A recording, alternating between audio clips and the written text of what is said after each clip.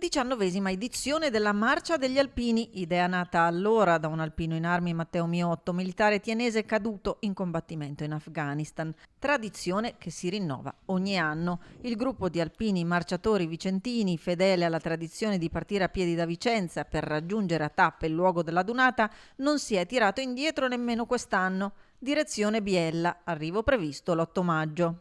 Terza tappa della Marcia Alpina da Lonato del Garda a Ospitaletto, provincia di Brescia. Mancano 3 chilometri dall'arrivo, ci sta aspettando il presidente di sezione e avremo la cerimonia alle 5:30, ricordando i caduti.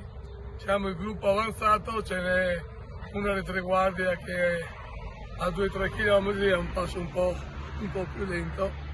Siamo contenti, il tempo tiene e quindi rispettiamo i tempi, quindi saremo a Biella l'8 maggio come da programma. Partiti in 14 da Schio, il 1° maggio, qui erano alla terza tappa e come in tutte le tappe vengono accolti dal gruppo locale e dedicano una cerimonia ai caduti.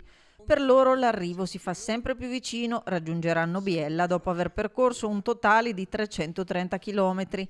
Alla base della motivazione che li spinge ogni anno, la risposta è univoca e profonda: manifestare il sentimento di riconoscenza nei confronti del passato e della storia.